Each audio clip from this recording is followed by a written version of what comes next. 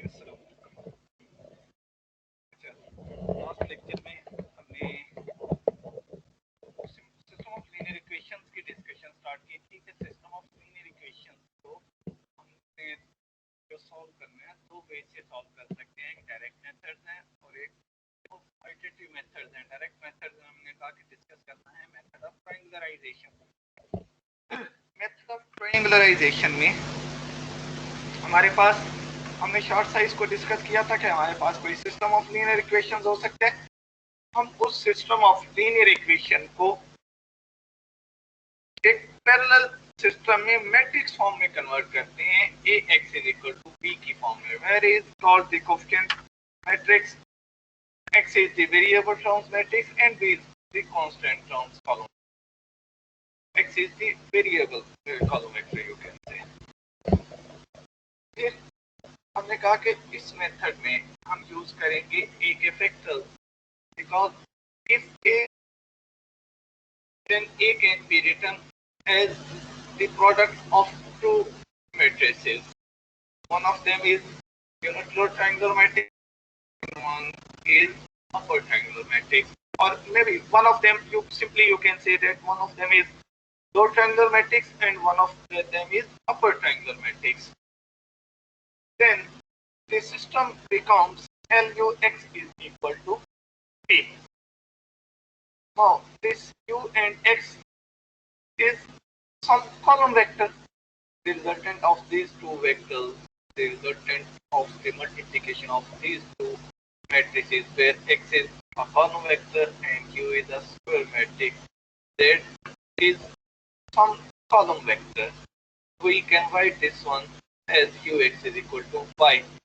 This system becomes Ly equal to P. हमने इस system को सॉल्व करने x के अकॉर्डिंगली, तो इसमें कि ये हमारे पास इसके अकॉर्डिंगली इक्वेशन बन जाएंगे और इसके अकॉर्डिंगली इक्वेशन बन जाएंगी, क्योंकि L भी हमारे पास एक ट्रायंगुलर मैट्रिक्स है, U भी एक ट्रायंगुलर मैट्रिक्स है। गॉस एलिमिनेशन मेथड में हमने ये देखा हुआ है। बच्चे क्या कह रहे हो? मुझे आपकी आवाज क्लियर नहीं आई, क्या कह रहे हो?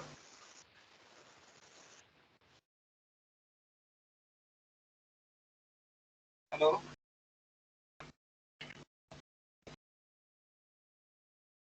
जी भाई, किसी का क्वेश्चन है भाई? कोई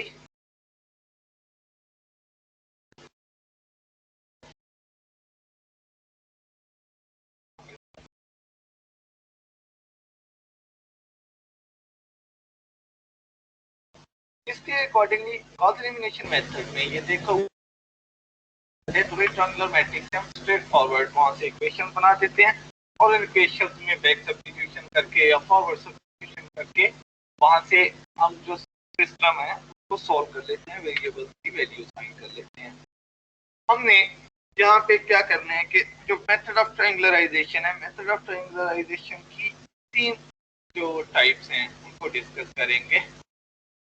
वो तीनों टाइप्स डिपेंड किस पे कर रही हैं, वो तीनों की तीनों टाइप्स में यहाँ पे स्टार्ट में ये चीज को क्लियर कर दूं कि ये तीनों चीजें डिपेंड कर रही हैं एल और यू पे, कि भाई हम जो ए के फैक्टर्स हैं एल एंड यू वो किस तरह से सिलेक्ट कर रहे हैं। टॉलिटोज मेथड में किसी और वे से एल एंड यू सिलेक्ट करेंगे, क्राउच मेथड में एल एंड यू किसी और वे से सिलेक्ट करेंगे, सिमिलरली चरस्की मेथड है उसमें एल एंड यू किसी और वे से सिलेक्ट करेंगे। ये तीनों मेथड कर रहा है कि एल और यू आपने किस तरह से सिलेक्ट करने हैं, उसके अकॉर्डिंगली फिर जो सॉल्व करने का पैटर्न है वो सेम बेस पे ही चलेगा।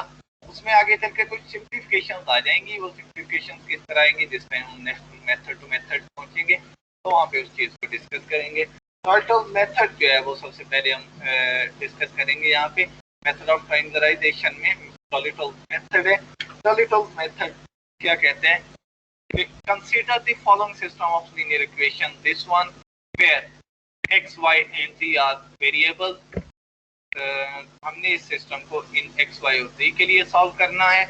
कोएफिशिएंट्स कुछ होंगे इनके अकॉर्डिंगली और कांस्टेंट्स साथ में कुछ आ सकते हैं, b1, b2, b3 से हम उसको रिप्रेजेंट कर रहे हैं। तो these equations can be written as x is equal to b, where a is this one coefficient matrix, x is variable column vector and b is constant column vector. Again let a is equal to LU।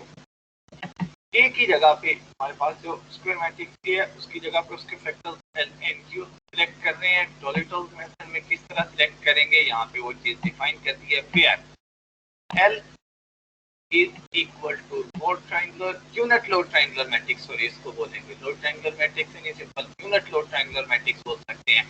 क्यों कि unit lower triangular matrix means कि ये जो diagonal पे entries हैं ये 1 1 है। आपको पता है अगर डायगोनल पे एंट्रीज 1 1 और ये नीचे भी दोनों एंट्रीज 0 हो जाएं तो इसको यूनिट मैट्रिक्स बोलते हैं। तो ये डायगोनल पे 1 1 और नीचे जो है वो कोई नॉन जीरो एंट्री आ जाए तो इसको हम बोलते हैं कि ये यूनिट लोड ट्रायंगुलर मैट्रिक्स है। सिंपल इसको लोड ट्रायंगुलर मैट्रिक्स नहीं, इसको यूनिट लोड ट्रायंगुलर मैट्रिक्स बोलते हैं। Where L is unit lower triangular matrix, Q is an upper triangular matrix, ये कोई भी अपर ट्रायंगुलर मैट्रिक्स हो सकता है। ये डॉल्टन्स मेथड के लिए ये तो हमने जो ए के फैक्टर्स हैं वो ये सिलेक्ट किया करेंगे हमेशा कि भाई ए हम ए के वो दो फैक्टर्स सिलेक्ट करेंगे L एंड U, जिसमें L जो है वो यूनिट लोड ट्रायंगुलर मैट्रिक्स है एंड U जो है ये अपर ट्रायंगुलर मैट्रिक्स है। If A is equal to this L and U then this system 1 becomes LUX is equal to B. This means this system becomes LUX is equal to B. Again वही चीज कि UX है तो rank का resultant जो है वो कोई हमारे पास कॉलम वेक्टर आएगा। Setting UX is equal to Y, we get LY is equal to B. UX को Y से रिप्लेस कर दिया, LY is equal to B। हमारे पास ये दो सिस्टम बच गए, इनको सॉल्व करेंगे तो L ये लोड यूनिट लोड मैट्रिक्स है। अगर हम L की जगह पे इस चीज को सॉल्व करते हैं, क्यों कि यहीं से डिस्कस करेंगे कि B का हमें पता है, L के अकॉर्डिंगली हमने इस Y को अगर हमें पता चल जाए तो ये Y आ जाएगा, U है तो इस X को सॉल्व कर लेंगे। इस मींस के हमने यहाँ पे ये अननोन फाइंड करने हैं। U के ये जो 6 अननोन्स है इनको फाइंड करेंगे, L के ये जो 3 अननोन्स है इनको फाइंड करेंगे और साथ में ये जो Y है ये फाइंड करेंगे। क्योंकि जिस टाइम Y के ये हमारे पास अननोन्स आ गए और U आ गया तो हम इस X को इजीली सॉल्व कर सकते हैं। किस तरह सॉल्व कर सकते हैं ये आगे इस चीज को एक्सप्लेन किया है। देखें L है हमारे पास, LY is equal to B है। L की जगह पे ये उसका मैट्रिक्स हमारे पास आ गया जो यूनिट लोड ट्रायंगुलर मैट्रिक्स है। Y की जगह पे Y हमने कहा है कि ये कोई कॉलम वेक्टर आएगा, UX की मल्टीप्लिकेशन एक कॉलम वेक्टर Y के इक्वल आएगी, फिर Y is equal to Y1 Y2 Y3 आप कह सकते हो इसको। तो L Y is equal to B है, B जो है वो B1 B2 B3 के इक्वल है। तो ये हमारे पास सिस्टम जो है ये बन जाएगा दिस वन। L की वैल्यू आ गई, Y आ गया एंड कांस्टेंट टर्म B जो है वो आ गया। इसको हम मल्टीप्लाई करें तो हमारे पास 3 इक्वेशन बन जाएंगी। मल्टीप्लाई करने से first one Y1 is equal to B1, second L21 Y1 plus Y2 is equal to B2 and L31 Y1 plus L32 Y2 plus Y3 is equal to B3। और substitution से यहाँ से देखो Y1 की direct value हमें मिल जाएगी। ये तो एक नॉन वैल्यू कांस्टेंट टर्म जो है ये तो सिस्टम में गिवन होगी। जब इसका हमें पता है तो ये Y1 की वैल्यू यहाँ पे मिल जाएगी, उस Y1 की वैल्यू को यहाँ पे सब्स्टिट्यूट करेंगे, ठीक है ना। तो यहाँ से Y2 को सॉल्व कर सकते हैं और सिमिलरली Y1 Y2 की वैल्यूज यहाँ पे सब्स्टिट्यूट कर दी तो Y3 सॉल्व कर सकते हैं। लेकिन इस टाइम सॉल्व कर सकते हैं, उस टाइम सॉल्व कर सकते हैं जिस टाइम ये L21 L31 एंड L32 इनका हमें पता होगा। अगर इन होगा तो फिर हम इस सिस्टम को सॉल्व कर सकते हैं, अदरवाइज तो Y भी अननोन्स हो गए और ये भी अननोन हो गए तो इनको तो फिर हम नहीं सॉल्व कर सकते। इसको उसी सूत्र में सॉल्व कर सकते हैं जिस टाइम ये L21 L31 L32 का हमें पता होगा तो फिर हम ये Y की वैल्यू यहाँ से फॉरवर्ड सब्स्टिट्यूशन से फाइंड कर सकते हैं। तो ये चीज यहीं पे ही ध्यान में रहे कि हमें ये L के ये अननोन्स फाइंड करने पड़ेंगे फिर सॉल्व कर सकते हैं। चलें हमें अगर फर्ज करो हमें ये मिल जाते हैं L के अननोन मिल जाते हैं, ठीक है ना, तो हम इसको Y के अकॉर्डिंगली सॉल्व कर लेंगे। Y के अकॉर्डिंगली दिस टाइम सॉल्व कर लिया। From these Y1 Y2 Y3 can be solve from forward substitution. Now from equation 3 UX is equal to Y है, हमने यहाँ पे ये बोला हुआ है कि UX जो है वो Y के इक्वल है। हमने तो X को सॉल्व करना है, हमारा टारगेट इस X को सॉल्व करना है। इस X को सॉल्व करेंगे तो ये हमारे पास UX is equal to Y है। ये सिस्टम बन जाएगा, U की वैल्यू आ गई, X आ गया एंड Y आ गया। इसको जिस टाइम हम सॉल्व करेंगे तो ये हमारे पास अगेन अपर पोटेंशियल मैट्रिक्स है तो गॉस एलिमिनेशन वाला कॉन्सेप्ट यहाँ पे आ जाएगा।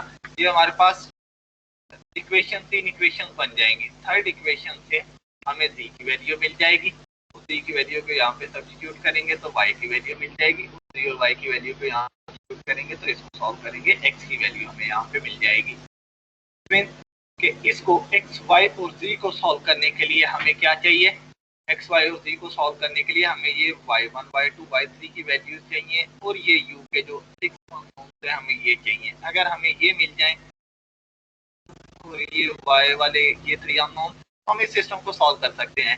लेकिन ये y के अननोन्स फाइंड करने के लिए हमें ये l के 3 अननोन्स चाहिए। तो ओवरऑल हेलो जी भाई, किसी का क्वेश्चन है बच्चे कोई?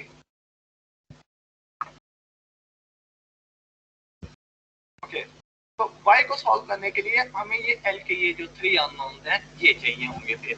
तो ओवरऑल इस सिस्टम को सॉल्व करने के लिए हमें l के ये 3 अननोन्स चाहिए और u के ये 6 अननोन्स चाहिए, क्योंकि जिस टाइम ये 3 अननोन्स मिल गए तो इनको ये 3 अननोन्स और ये 6 अननोन्स मिल गए तो इन 3 को यूज करते हुए हम यहाँ से ये y1, y2, y3 की वैल्यू फाइंड कर सकते हैं। जब y1, y2, y3 की वैल्यूज मिल जाएंगी तो इस सिस्टम को यूज करते हुए हम ये x, y और z की वैल्यूज फाइंड कर सकते हैं यहाँ से ये बैक सब्स्टिट्यूशन करके। तो हमारा और वो फाइंड किस तरह से करेंगे, l और u के हमने उसको यहाँ पे ये कहा हुआ है l and u can be found from lu is equal to a। हमने सिस्टम स्ट्रेट फॉरवर्ड हमने कहा था कि भाई a जो है वो l एंड u जो है ये a के दो फैक्टर्स हैं, these are the factor matrix a। So we can write this L into U is equal to A. We multiply these two matrices and get the resultant matrix 1. इस matrix से अगर हम इन दोनों अपने inter level पे जो matrices हैं उनके इक्वल मैट्रिसेस की डेफिनेशन पढ़ी होगी कि इक्वल मैट्रिसेस उस टाइम हो सकते हैं जिस टाइम उनके कॉरस्पॉन्डिंग एलिमेंट्स भी जो है वो इक्वल हों। तो ये मैट्रिक्स हम इसके इक्वल कह रहे हैं, इट्स मींस कि इनके कॉरस्पॉन्डिंग एंटिटीज आपस में इक्वल होंगी। इट्स मींस कि u11 a11 के इक्वल आएगा, यहाँ से u12 की वैल्यू a12 के इक्वल आ जाएगी, u13 की वैल्यू a13 के इक्वल आ जाएगी। u11 u12 u13 की वैल्यूज यहाँ से हमें स्ट्रेट फॉरवर्ड मिल जाएंगी। u11 a11 के इक्वल, u12 जो है ये a12 है, सॉरी भाई यहाँ पे u12 जो है ये a12 के इक्वल है। मैं यहाँ पे इसको आपने थोड़ा करेक्ट कर लेना है, u12 a12 के इक्वल आ जाएगा एंड सिमिलरली u13 जो है वो a13 के इक्वल आ जाएगा, u13 that is equal to a1। यहाँ पे a13 तीन अननोन्स हमें मिल गए हैं। अब नेक्स्ट जो है करेंगे ये एंट्री a21 के इक्वल आएगी, l21 u11 is equal to a21। तो यहाँ से u11 का तो हमें पता चल गया हुआ, हमने फाइंड कर ली हुई है, तो इसको इधर लाके डिवाइड करेंगे तो l21 की हमारे पास वैल्यू आ जाएगी यहाँ से स्ट्रेट फॉरवर्ड। L21 की वैल्यू हमने फाइंड कर ली। अब इसको कंपेयर करेंगे तो हमारे पास ये इक्वेशन बन जाएगी L21 U12 plus U22 is equal to A22। U12 भी हमने फाइंड कर लिया हुआ है, L21 भी अभी यहाँ पे फाइंड कर लिया, तो ये दोनों वैल्यूज यहाँ पे यूज करके इसको सिंप्लीफाई करेंगे तो ये U हमें मिल जाएगा। ठीक है, नेक्स्ट L21 जो है वो हमने अभी फाइंड किया, यहाँ से U13 यहाँ से फाइंड किया हुआ है, वो वैल्यूज यहाँ पे करेंगे तो इसको U23 के लिए सॉल्व करेंगे तो यहाँ से U23 की वैल्यू हमें मिल जाएगी। सिमिलरली इसको जिस टाइम हम सॉल्व करेंगे U11 हमने फाइंड किया हुआ है तो L31 यहाँ से सिंप्लीफाई करेंगे तो L31 हमें मिल जाएगा, क्योंकि U11 हमने ये फाइंड किया हुआ है। तो यहाँ से L31 की वैल्यू मिल जाएगी, जिस टाइम L31 की वैल्यू मिल जाएगी, L31 की वैल्यू यहाँ पे आएगी, U12 हमने यहाँ पे फाइंड किया हुआ है वो, और U22 यहाँ से हमने फाइंड किया है, उस वैल्यू पे यहाँ पे सब्स्टिट्यूट करेंगे और इसको सिंप्लीफाई करेंगे तो यहाँ से L32 की वैल्यू मिल जाएगी। इन वैल्यूज को यहाँ पे यूज करेंगे, L31 हमने फाइंड किया, U13 फाइंड किया, U23 यहाँ पे फाइंड किया, L32 यहाँ पे अभी इसमें फाइंड करके आए हैं, तो उन वैल्यूज के यहाँ पे सब्स्टिट्यूट करके सिंप्लीफाई करेंगे तो U33 हमें यहाँ से मिल जाएगा। तो हमने बेसिकली ये जो मल्टीप्लिकेशन वाले फैक्टर्स को मल्टीप्लाई करके ये जो मैट्रिक्स बन रहा है, इस मैट्रिक्स को कंपेयर करेंगे इस ए के जो मैट्रिक्स है कोफिशिएंट मैट्रिक्स इसकी कॉरस्पॉन्डिंग एंट्रीज के साथ, तो कंपेयर करके सिंप्लीफाई करेंगे तो हमें यहाँ से ये 9 अननोन की वैल्यूज आ जाएंगे। इस टाइम इन 9 अननोन की वैल्यूज मिल जाएंगी। तो इसमें ये हमने पहले डिस्कस कर लिया था यहाँ पे कि भाई अगर ये अननोन की वैल्यूज मिल जाती है तो हम इसको जिस टाइम सिंप्लीफाई करेंगे इन तीन इक्वेशन से, तो यहाँ से y1 y2 y3 की वैल्यूज मिल जाएंगी। उस y1 y2 y3 की वैल्यूज को यहाँ पे सब्स्टिट्यूट करेंगे, u की वैल्यूज हमने फाइंड कर ली है, इसको सिंप्लीफाई करेंगे, ये इक्वेशन 3 बनेगी। इन तीन इक्वेशन को सॉल्व करेंगे तो यहाँ से दी y एंड देन x की वैल्यूज वो हमें बैक से मिल जाएगी। ये मेथड ऑफ ट्रायंगुलराइजेशन है। अब इस मेथड ऑफ ट्रायंगुलराइजेशन डॉल्टन्स मेथड जो है, इस डॉल्टन्स मेथड की अगर हम एग्जांपल यहाँ पे एक ऑब्जर्व करें, इसको सॉल्व करते हैं। वो कह रहे हैं solve the following system of linear equations by factorization method. Factorization method से अगर हम इसको सॉल्व करते हैं, हमारे पास ये बन जाएगा जो सिस्टम है, इस सिस्टम को अगर हम मैट्रिक्स फॉर्म में कन्वर्ट करें, this system can be written as ax is equal to b, where a is the coefficient of matrix 2 minus 3 10 minus 1 4 2 5 2 1। ये हमारे पास a मैट्रिक्स आ जाएगा जो कोफिशिएंट्स का मैट्रिक्स है।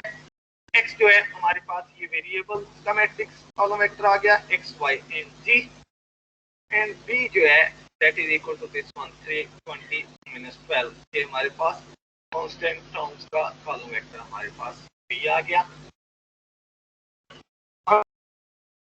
ए को इसके फैक्टर्स के अकॉर्डिंगली यूज करेंगे कि A can be written as A is equal to L U, where L is the unit lower triangular matrix and U is an upper triangular matrix. इसको multiply करके हमने simplify किया, इसके coefficients को compare करेंगे तो यहाँ से u11 की वैल्यू 2 मिल गई, u12 की वैल्यू -3 मिल गई एंड u13 की वैल्यू 10 मिल गई। ये हमें इनकी वैल्यूज मिल गई। We get u11 is equal to 2, u12 is equal to -3 and u13 is equal to 10। इसको कंपेयर करेंगे अब L21 u11, तो वो हमारे पास -1 के इक्वल आएगा। उसमें u11 की वैल्यू जाके डिवाइड करेंगे तो L21 की वैल्यू यहाँ से इसको कंपेयर किया तो L21 की वैल्यू -1/2 हमें मिल गई। इसको सिमिलरली L31 के लिए सॉल्व किया है, जहाँ से L31 की वैल्यू क्या आएगी, u11 जो है ये 5 के डिनोमिनेटर में आ जाएगा, u11 की वैल्यू 2 है तो ये 5/2 बन जाएगा। L31 is equal to 5/2। इनको कंपेयर करेंगे L21 u12 प्लस u22, क्योंकि L21 की वैल्यू पे हमें फाइंड कर लिया है, u12 की वैल्यू भी फाइंड कर लिया है, L21 की वैल्यू मिल गई हुई है, u12 की वैल्यू मिल गई हुई है। तो उसको यहाँ पे इसमें सब्स्टिट्यूट करके सिंप्लीफाई किया तो u22 की वैल्यू हमें जो मिल गई है 5/2 हमें इसकी वैल्यू मिल गई।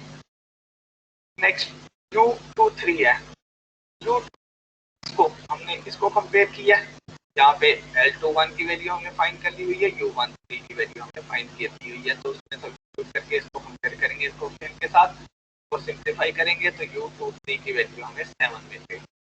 अगेन इसको दिस टाइम हम सिंप्लीफाई करेंगे, L31 की वैल्यू हमने फाइंड कर ली हुई है, u12 की वैल्यू फाइंड कर ली हुई है, u22 की वैल्यू हमने यहाँ पे फाइंड की है, तो उसको यहाँ पे सब्स्टिट्यूट करके सिंप्लीफाई करेंगे तो L32 की वैल्यू 9/5 मिल गई एंड 8 दी है। u33 की वैल्यू जो है उसको हम चारों की वैल्यू यहाँ पे सब्स्टिट्यूट करके सिंप्लीफाई करेंगे तो u33 की वैल्यू 10 इज इक्वल टू -2/5। ये हमें u33 की वैल्यू। इसमें नेक्स्ट जो है L, इट्स मीन कि हमें ये L के जो 3 अननोन है ये भी हमने फाइंड कर लिए हैं और U के जो 6 अननोन है ये भी फाइंड कर लिए हैं। ये 9 अननोन हमने फाइंड कर लिए हैं। ये 9 अननोन जिस टाइम मिल गए तो हमें हमारे पास जो सिस्टम है वो हमारे पास Ly is equal to B हमने कहा हुआ है ना, यहाँ पे ये वाली चीज आपने लिख लेनी है, मैंने इसमें चीज को बल्कि ठीक है आगे किया हुआ है।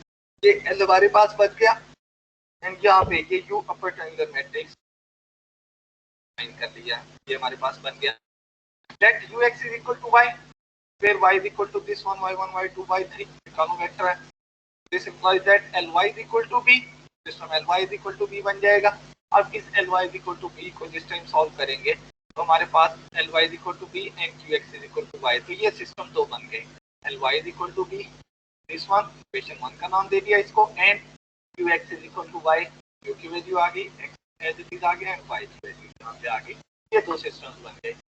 हमने x y z के लिए सॉल्व करना है तो इसके लिए y1 y2 y3 चाहिए, वो y1 y2 y3 ये सिस्टम हम सॉल्व करेंगे तो यहाँ से हम ऑब्टेन कर लेंगे जो गॉस एलिमिनेशन मेथड वाला कॉन्सेप्ट है। इसको कंपेयर करेंगे from equation 1 this one y1 is equal to 3। ओके, इससे हम ये तीन इक्वेशन बनाएंगे ना, y1 इज इक्वल टू 3 आ जाएगा, -1/2 y1 plus y2 is equal to 20 and 5/2 y1 plus 5/2 plus y2 -12। तो ये तीन हमारे पास इक्वेशन बन गई। इनमें y1 की वैल्यू 3 है, उसको इसमें सब्स्टिट्यूट करके सिंप्लीफाई किया तो y2 की वैल्यू 43/2 आ गई। एंड लास्ट पे इसमें y1 y2 की वैल्यू सब्स्टिट्यूट की है तो y3 की वैल्यू -5 ये हमने ऑब्टेन कर ली। फ्रॉम इक्वेशन 2 जो हमने पीछे इसको बोला है, इसमें y1 y2 y3 की वैल्यूज मिल गई, उसको सब्स्टिट्यूट करके अगेन इसको एलिमिनेशन गॉस एलिमिनेशन वाले कॉन्सेप्ट से सॉल्व करेंगे, इक्वेशन बना के बैक सब्स्टिट्यूशंस करके ये हमारे पास तीन इक्वेशन बन जाएंगे। 2x - 3y + 3 5y + 43/2 and -253/5. Solving these equations, we get these by back substitution where x is equal to -4, y is equal to 3 and z is equal to 2। यहाँ से इसको सॉल्व करेंगे तो हमारे पास यहाँ से डायरेक्ट c की वैल्यू 2 आ जाएगी, उस c की वैल्यू को यहाँ पे सब्स्टिट्यूट किया, सिंपलीफाई किया तो यहाँ से हमारे पास y की वैल्यू जो है वो 3 आ गई, उस c एंड y की वैल्यू को यहाँ पे सब्स्टिट्यूट किया तो सिंपलीफाई किया इसको तो यहाँ से x की वैल्यू हमारे पास -1। ये x, y एंड z की वैल्यू हमने फाइंड कर ली by using factor method. Again एक दफा इसको देखें कि हमने स्टार्ट क्या किया था, हमारे पास लीनियर इक्वेशन था, हमने इसका मैट्रिक्स फॉर्म में रिप्रेजेंट किया और यहाँ पे एक ही जगह पे हमने कहा कि उसके दो फैक्टर्स यूज कर दो L and U, where L is unit lower triangular matrix and U is an upper triangular matrix। अगर ये हमारे पास आ गए, इनको हमने एक ही जगह पे सब्स्टिट्यूट करके उसको मल्टीप्लाई करके इक्वेट किया, इनके कोएफिशिएंट को कंपेयर करने से हमारे पास ये जो अननोन है, अननोन की वैल्यूज हमने पहले फाइंड कर ली। वो अननोन की वैल्यू फाइंड करके L and U हमारे पास ये दो वेक्टर्स आ गए हैं, सॉरी मैट्रिसेस आ गए हैं। अब इनको रखिए, जिस टाइम L and U आपने फाइंड कर ली है, आप ये चेक करना U हमने कहीं पे कोई मिस्टेक तो नहीं की, तो L and U को मल्टीप्लाई कर लो, L and U को मल्टीप्लाई करके देख लो क्या वो A के इक्वल ही आ रहा है। अगर तो वो इस A के इक्वल ही आ रहा है हमको मल्टीप्लाई करने से, तो इसका मतलब है कि आपने ये जो L and U फाइंड किए ये बिल्कुल ठीक है। अगर वो इसके इक्वल नहीं आ रहे तो इसका मतलब है आपने कहीं पे कोई मिस्टेक की है। तो ये आप चेक करने के लिए थोड़ा इसको देख सकते हो कि L and U आपने फाइंड किया, उनको मल्टीप्लाई करके देख लो क्या वो A के इक्वल आ रहे हैं। अगर आ जाए तो आपको ये L and U बिल्कुल ठीक है। तो सिस्टम हमारे पास जो है UX को हमने Y के इक्वल लेट कर लिया, फिर Y is equal to this one, LY is equal to B बन जाएगा। यहाँ से ये दो सिस्टम बन गए, इनको पहले y के अकॉर्डिंगली हमने सॉल्व कर लिया, y की वैल्यूज फाइंड कर ली और y की वैल्यूज को यहाँ पे करके इसको सॉल्व। यहाँ पे आप जितने स्टूडेंट्स हो, अब ये एग्जांपल है, ये मैंने क्लास असाइनमेंट के लिए रखी है, इसको आपने अभी सॉल्व करना है और सॉल्व करके इसको मुझे आपने चेक करवाना है कि आपने ठीक किया है। जो ऑनलाइन स्टूडेंट्स बैठे हैं, ऑनलाइन स्टूडेंट्स जो बैठे हुए हैं भाई, आप इसको अभी स्टार्ट करोगे सॉल्व करना। जिस टाइम आप इसको सॉल्व करते हो 10 से 15 मिनट का टाइम है, आप इसको भी अटेम्प्ट करनी शुरू करो। मैं 1 बाई 1 किसी से भी कॉल करके और इससे पूछ सकता हूँ कि आपके पास क्या आंसर आ रहा है, एल की वैल्यू क्या आ रही है, यू की वैल्यू क्या आ रही है, या बाकी उसमें आपने जो कैलकुलेशन की हैं वाइज की वैल्यूज क्या आ रही हैं, मैं वो पूछ सकता हूँ। आप ये नहीं है कि मैंने कहा है कि आपने अटेम्प्ट करना स्टार्ट करना है तो जो ऑनलाइन स्टूडेंट्स हैं वो कहे कि जी खैर है हम तो घरों में बैठे हैं तो कौन सा सर चेक कर सकते हैं। मैं आप अटेम्प्ट करना शुरू करो। अगर किसी से नहीं हो रहा तो मैं आपकी ये अटेम्प्ट जो है ये मतलब नेक्स्ट जो क्लास हमारी होगी उस क्लास में मैं आपसे चेक करूँगा। जो क्लास असाइनमेंट है, जो ऑनलाइन स्टूडेंट्स बैठे हैं वो ये बात ध्यान में रखो कि ये क्वेश्चन जो है आप नेक्स्ट लेक्चर में जब फिजिकल यहाँ पे क्लास में आ रहे हो तो ये लेके आना है। आपने जो अटेम्प्ट किया है, सॉल्व हुआ नहीं हुआ एक अलग चीज़ है, आपने अटेम्प्ट किधर करने की कोशिश की, आपने ये क्वेश्चन लेके आना है। अगर किसी ने अटेम्प्ट नहीं किया या करने की कोशिश ही नहीं की तो इस चीज़ के आपके जो असाइनमेंट्स के मार्क्स हैं उनमें से आपके फर्स्ट असाइनमेंट जो है वो उसमें से इसकी नेगेटिव मार्किंग रहेगी। अगर किसी ने कोई नेक्स्ट लेक्चर के टाइम पे लेके नहीं आया वो क्वेश्चन, या तो उसने अटेम्प्ट करने की कोशिश ही नहीं की।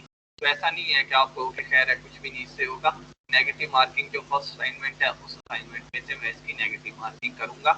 तो ये मैं आपको अभी बता रहा हूँ कि इसको आप करना स्टार्ट करो और मैं 1 बाय 1 पूछूंगा अभी। हो सकता है सबसे पूछूं या बीच में से किसी से भी पूछ सकता हूँ कि आपने अटेम्प्ट किया है, क्या आपके पास आंसर आ रहा है। तो आप इसको स्टार्ट कर दो सॉल्व करना। उसके बाद नेक्स्ट जो मेथड है उसके बाद हम आगे उस पर डिस्कशन स्टार्ट करते हैं। इसको आपने मैंने मेथड ऑफ फैक्टराइजेशन लिखा है। मेथड ऑफ फैक्टराइजेशन में अभी हमने डॉल्टन्स मेथड ही किया है। फिर आप इसको डॉल्टन्स मेथड से सॉल्व करोगे। फिर एल एन यू आप दोगे। L unit lower triangular matrix, and U जो है वो अपर ट्रायंगुलर मैट्रिक्स करोगे।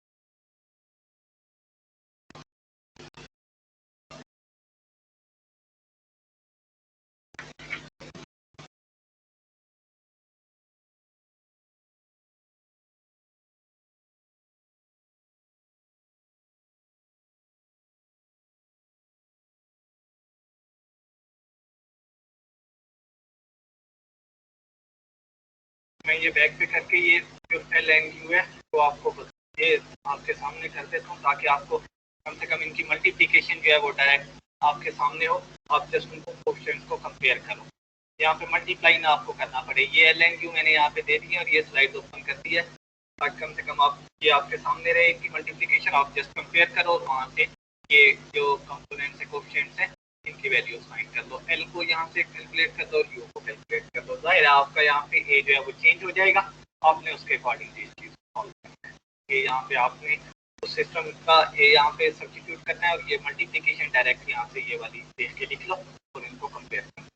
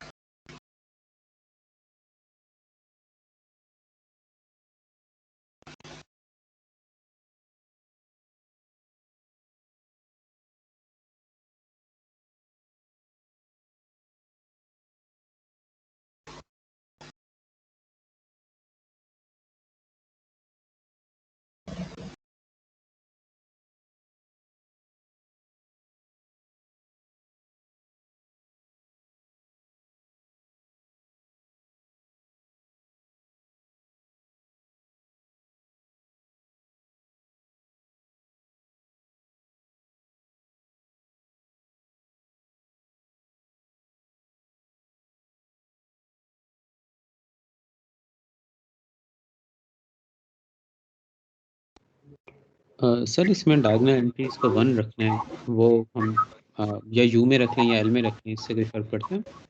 ये फर्क पड़ता है, मेथड्स पे फर्क पड़ता है। वो जो आप बात कर रहे हो वो आगे चल के नेक्स्ट मेथड में करेंगे। तो ये इनमें डिफरेंस है मेन। जो यूनिट है यूनिट ट्रायंगुलर मैट्रिक्स है, लोअर यूनिट ट्रायंगुलर मैट्रिक्स दे रहे हैं and U upper triangular matrix दे रहे हैं। उसमें आप डायगोनल पे 1 1 नहीं कर सकते, मेथड चेंज हो जाएगा। ओके।